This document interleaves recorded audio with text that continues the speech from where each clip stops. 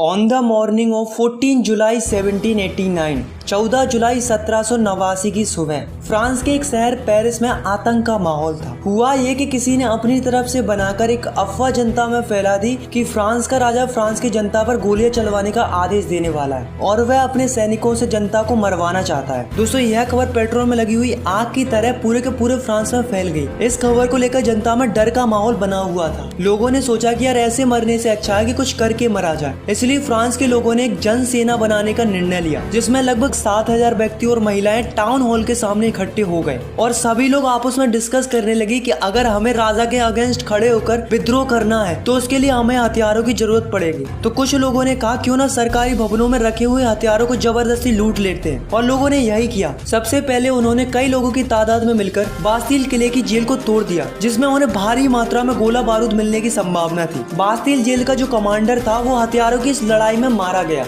और वहाँ उस जेल के हथियारों के साथ साथ वहाँ के कैदियों को भी छुड़ा लिया गया। दोस्तों, वो बात अलग है कि वहाँ पर 7 ही कैदी थे और इन सब ने मिलकर बास्तील किले को गिरा दिया और साथ में उस किले की कीमती वस्तुओं को बाजार में बेच दिया। इन वस्तुओं को उन लोगों ने खरीदा जो इस घटना को अपनी यादों के रूप में सजाना चाहते थे। दोस्तों, ऐसा नहीं है कि इस घटना के बाद फिर कोई घटना नहीं हुई थी, बल्कि इसके बाद कई दिनों तक पेरिस तथा देश के देहाती इलाकों में कई सारी लड़ाइयाँ हुई हैं, जिसका रिजल्ट ये निकला कि जनता रोटी, कपड़ा और मकान की बढ़ती कीमतों का विरोध करने लगी। बाद में फ्रांस के राजा को गिलोटिन से सर काटकर मार दिया गया। तो दोस्तों, ऐसा क्यों हुआ और कैसे हुआ, चलिए जानते हैं इस वीडियो में।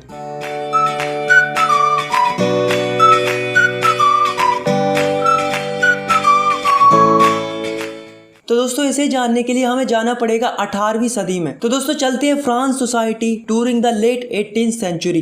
तो दोस्तों, ये बात है 1774 की, जब बूर्बो राजवंश का लुईस 16 नामक राजा राजगद्दी पर बैठा। जब उसकी उम्र मात्र 20 वर्ष की थी, उसका विवाह ऑस्ट्रेलिया की राजकुमारी मैरी एंटोनिएट से करवा दिया गया। बहुत दिनों से युद्धों के कारण उसके महल का खजाना खाली पड़ा हुआ था और बर्सेल के महल की शान शौकत बनाए रखने के लिए राजा को पैसे की जरूरत तो थी। और लुईस 16 के शासन काल में ब्रिटेन से अमेरिका की 13 कॉलोनीज को छुड़ाने के लिए मदद की थी, जिसके कारण फ्रांस के ऊपर 1 बिलियन लिब्रे से भी अधिक कर्ज हो चुका था और 2 बिलियन लिब्रों का कर्ज पहले से था। अब जो कर्जदार थे वो राजा से 10% इंटरेस्ट के साथ मांग करने लगे। इधर राजा के सामने कर्ज की चिंता, ऊपर से सेना का खर्च, राज दरबार का खर्च, सरकारी कार्यालयों का खर्च, विद्यालयों को चलाने का खर्च, इन सब की चिंताएं फ्रांस के राजा को सताने लगी। तो जो फ्रांस का राजा था लुईस 16, उसने क्या किया कि जो फ्रांस के लोगों के ऊपर टैक्स बढ़ा दिया। तो दोस्तों, 18th सेंचुरी में फ्रांस 3 स्टेट्स में बटा हुआ था। पहला स्टेट था क्लर्जी, मतलब वो लोग जो चर्च में काम करते थे। दूसरा स्टेट था नोबेलिटी, मतलब जिसमें राजा और राजा का परिवार आता था। और थर्ड था जिसमें बचे हुए सारे लोग आते थे, जैसे कि जो बड़े बड़े बिजनेसमैन थे, मर्चेंट्स थे, लॉयर थे, किसान थे, मजदूर थे। इस तरीके के लोग थर्ड स्टेट में आते थे। फ्रांस की पूरी जनसंख्या में से 90% किसान थे। तो इसका मतलब ये मत समझना कि इनके पास सबसे ज्यादा जमीन थी, बल्कि ये तो नाम के ही किसान थे। 60% जमीन तो फर्स्ट और सेकंड स्टेट के लोगों के पास थी, और जो थर्ड स्टेट था उसमें कुछ ही लोगों के पास जमीन होती थी जो कि काफी ज्यादा अमीर होते थे। अब दोस्तों, जो पहले और दूसरे स्टेट के लोग थे वो चैन से जी रहे थे, क्योंकि उन्हें कोई भी टैक्स पे नहीं करना पड़ता था। और दूसरी तरफ थर्ड स्टेट के लोगों को सारे के सारे टैक्सेस भरने पड़ते थे,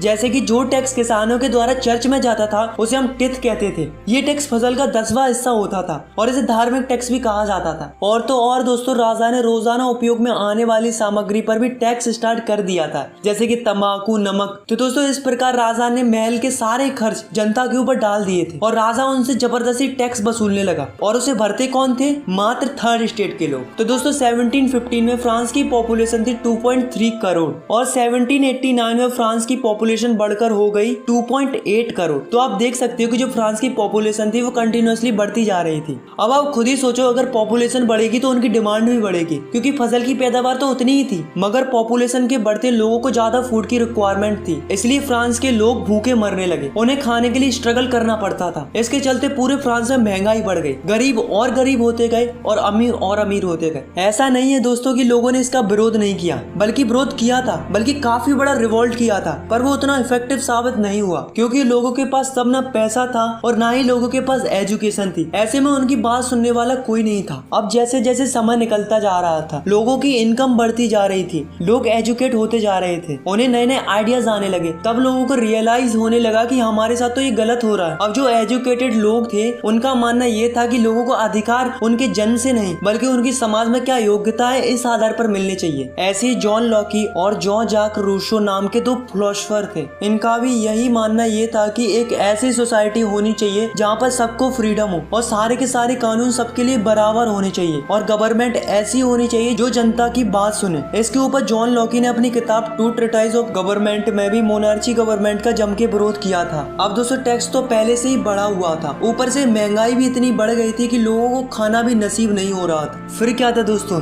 जनता राजा पर भड़क गई और यहीं से शुरू हुआ एक रिवॉल्यूशन। तो दोस्तों जैसा कि आप सभी को पता चल ही गया होगा कि लुई 16 का खजाना खाली हो चुका था, कर्जदारों की मांग बढ़ गई थी और उसको चुकाने के लिए राजा ने जनता पर टैक्स बढ़ा दिए थे। पर क्या आपको पता है कि प्राचीन राजतंत्र के अनुसार कोई भी फ्रांस का राजा अपनी मर्जी से टैक्स नहीं बढ़ा सकता था। इसके लिए उसे स्टेट जनरल की मीटिंग बुलाकर नए टैक्सों के प्रपोजल्स पर मंजूरी लेनी पड़ती थी। तो दोस्तों अब आप सोच रहे होंगे कि स्टेट जनरल क्या होती थी। तो दोस्तों स्टेट जनरल एक ऐसी पॉलिटिकल बॉडी थी जिसमें तीनों स्टेट अपने अपने स्टेट से रिप्रेजेंटेटिव भेजते थे, लेकिन केवल राजा ही तय करता था कि ये मीटिंग कब बुलाई जानी चाहिए। तो दोस्तों इसकी लास्ट मीटिंग 1614 में बुलाई गई थी, लेकिन फिर उसके बाद लुई 16 ने 5 मई 1789 को नए टैक्स बढ़ाने के लिए मीटिंग बुलाई, जिसमें फर्स्ट और सेकंड स्टेट ने 300 रिप्रेजेंटेटिव भेजे और जो थर्ड स्टेट था उसने 600 रिप्रेजेंटेटिव भेजे। अब दोस्तों इस सभा में किसानों तथा कारीगरों को अंदर जाने की परमिशन नहीं थी। तो दोस्तों इन्होंने क्या किया कि 4000 पत्रों में अपनी शिकायतें और मांगे लिखकर असेंबली में भेज दी।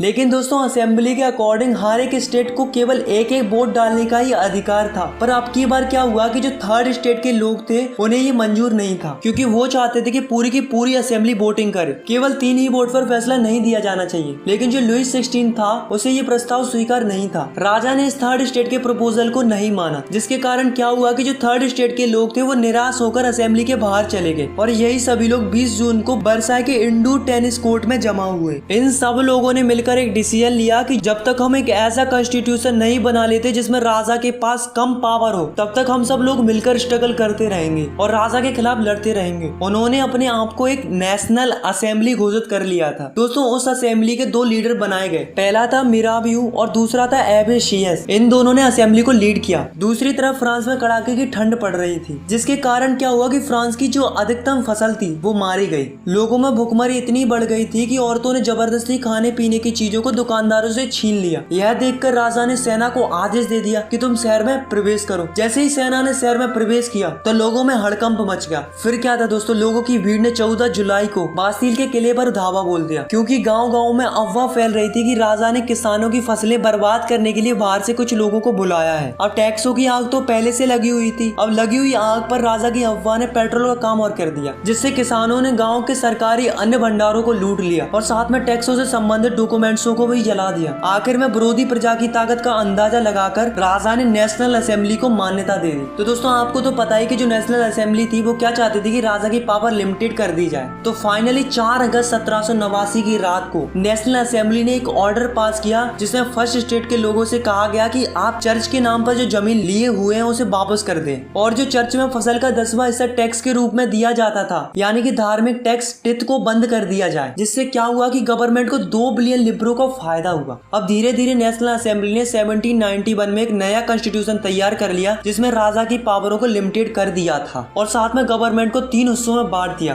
First legislative, second executive, third judiciary. पहली वो होती है जो कानून बनाती है, दूसरी वो होती है जो ये देखती है कि जो ये रूल्स बने हैं वो फॉलो हो रहे हैं या नहीं हो रहे हैं, और तीसरी वो होती है अगर कोई रूल्स फॉलो ना करे तो उसे सजा देने का काम कौन करती है, जुडिशरी करती है। अब दोस्तों देखते हैं कि 1791 में जो नया कॉन्स्टिट्यूशन बना था वो कैसा था। तो जो फ्रांस की टोटल पॉपुलेशन थी वो थी 28 मिलियन। उसमें से 4 मिलियन लोग ही ऐसे थे जो वोट डाल सकते थे और जिन्हें फ्रांस के लोग एक्टिव सिटीजन्स कहते थे। इसके अंदर वो लोग आते थे जो कि मेल हो और उनकी उम्र 25 साल से ज्यादा हो और जो गवर्नमेंट का टैक्स भी भरते हो, और 3 मिलियन लोग ऐसे थे जिन्हें फ्रांस में पैसिव सिटीजन्स कहते थे, जो कि वोट नहीं डाल सकते थे, जैसे कि बच्चे, औरतें, और वो लोग आते थे जिनकी उम्र 25 साल से कम हो। अब जो एक्टिव सिटीजन्स थे वो वोट डालकर एक जज चुनते थे और साथ में 50,000 इलेक्टर्स चुनते थे। अब जो 50,000 इलेक्टर्स थे उन्हीं में से 745 मेंबर नेशनल असेंबली के लिए बनते थे और जो 745 मेंबर थे वही राजा पर कंट्रोल रखते थे। अब राजा के पास केवल एक ही पावर थी, वो थी वीटो पावर, जिसका मतलब होता है कि राजा की मर्जी के बगैर कुछ नहीं होगा। और जो नेशनल असेंबली थी वही मंत्रियों को कंट्रोल भी करती थी। तो ये जो कॉन्स्टिट्यूशन बना था, इसके अकॉर्डिंग लोगों को कई सारे अधिकार मिले, जैसे कि right to life, freedom of speech, freedom of opinion and equality before law. अब दोस्तों राजा ने हाँ तो कर दिया था कि वो कॉन्स्टिट्यूशन को मान रहा है, लेकिन वास्तव में वो नहीं चाहता था कि उसकी पावर कम हो। उसने अपने आसपास के देशों के साथ मिलकर सीक्रेट प्लान्स किए, लेकिन राजा और आसपास के देश कुछ कर पाते इससे पहले ही नेशनल असेंबली ने प्रूसिया और ऑस्ट्रेलिया के अगेंस्ट 1789 में वॉर डिक्लेयर कर दिया, जिससे फ्रांस के हजारों यंग मैन सेना के अंदर भर्ती होने लगे। सभी देशभक्ति के गीत गाने लगे। तो दोस्तों उस वॉर में काफी ज्यादा लोग मारे गए थे, उसके साथ साथ काफी ज्यादा मनी का भी लॉस हुआ था। तो दोस्तों 1791 में जो कॉन्स्टिट्यूशन बनाया गया था, इसमें धनवानों को ज्यादा इम्पोर्टेंट माना गया था और जो गरीब थे, किसान थे, उनको कम महत्व दिया गया था। तो लोगों ने क्या किया, अपनी आवाज सुनाने के लिए पॉलिटिकल क्लब्स बनाए। तो ये क्या होते हैं, तो ये वो होते हैं जिसमें अलग अलग विचारों के लोग अपनी अलग अलग बातों को बताते हैं, ताकि उनकी बातों पर गवर्नमेंट ध्यान दे और उनकी बातें भी सुनी जाए। ऐसे ही एक क्लब था जिसका नाम था जोकोविन क्लब, जिसका लीडर था मैक्सिमिलियन रॉबेस्पियर। अब जो इस क्लब के लोग थे उनकी कुछ अलग ही प्रकार की ड्रेस थी। इस क्लब वाले लोगों को सुगुलत भी कहा जाता था। दोस्तों जब ब्रेड का प्राइस बढ़ने लगा तो महंगाई को देखकर इस क्लब वाले लोगों ने जैकोबिन क्लब में एक प्लान बनाया और एक ऐसी योजना बनाई कि राजा को महल में ही घुसकर राजा को बंदी बना लिया जाए। तो दोस्तों इन क्लब वालों ने क्या किया कि 10 अगस्त को टुलेरियस के महल में धावा बोल दिया, जिसमें राजा के कई सारे सैनिक मारे गए। बाद में राजा और राजा के परिवार के सदस्यों को जेल में डाल दिया गया, मतलब उन्हें बंदी बना लिया था। और फिर नेशनल असेंबली ने चुनाव कराए। फाइनली 21 सितंबर 1792 को राजाशाही राजतंत्र का अंत कर दिया गया और फिर मोनार्ची सिस्टम खत्म हुआ और एक नया रिपब्लिक सिस्टम यानी कि वोट डालने का सिलसिला शुरू हुआ। अब जो फ्रांस था वो एक रिपब्लिक कंट्री बन चुका था और जो लुइस 16 था, जो बंदी बना लिया गया था, उसे राजद्रोह के आरोप में मौत की सजा सुना दी गई। फाइनली 21 जनवरी 1793 को प्लेस दी कॉन्कार्ड में राजा को ग्लोटिन से सर काट कर मार दिया गया और सबको वोट डालने का अधिकार मिल गया। अब जो जोकोविन क्लब की जो सरकार थी यानी कि रोबेस्पियर की सरकार, वो क्या करने लगी कि फ्रांस में जो भी गणतंत्र के खिलाफ होता,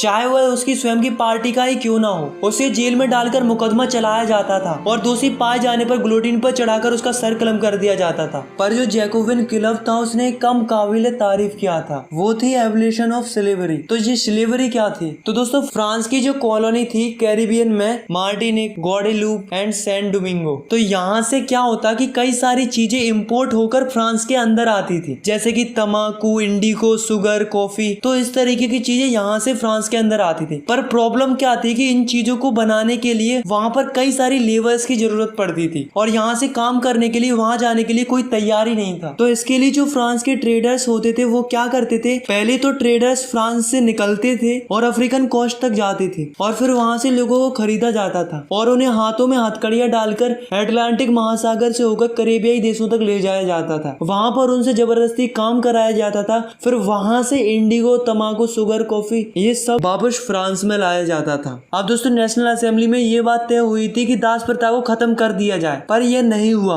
ऊपर से रोबेस्पियर सरकार ने चर्चों को बंद करवा दिया और उनकी जगह सरकारी दफ्तर और बैराक बनवा दिए गए। अब जो जोकोविन क्लब का जो लीडर था रोबेस्पियर, वो अपनी मनमर्जी करने लगा और लगातार देशों से मजदूरों को खरीदता और बेचने लगा और लगातार लोगों को खरीदा और बेचा जाने लगा। तो दोस्तों इसके साथ भी वही हुआ जो सबके साथ होता आया है। तो 1794 में उसे दोषी घोषित कर दिया गया और उसे गिरफ्तार करके ग्लोटिन पर चढ़ाकर उसका सर कलम कर दिया। और दोस्तों यहाँ से जैकोबिन क्लब का एंड हो गया। दोस्तों बास्तिल किले के इंसिडेंट के बाद 1789 की गर्मियों में एक महत्वपूर्ण कानून लागू हुआ था कि कोई भी बुक या न्यूज़पेपर या स्टेज परफॉर्मेंस, नाटक, सत्संग, जुलूस बिना राजा के अधिकारियों की परमिशन के बगैर नहीं किए जा सकते थे। पहले उनसे मंजूरी लेनी पड़ती थी। अब वो सेंसरशिप हटा दी गई थी। अब फ्रांस में सब लोग स्वतंत्र थे, वो कुछ भी छाप सकते थे, dance programme, song, stage programme, जुलूस कर सकते थे। अब उन्हें किसी की भी परमिशन लेने की कोई जरूरत नहीं थी। अब जो अमीर लोग थे उन्होंने गवर्नमेंट की पावर को अपने हाथ में ले ली।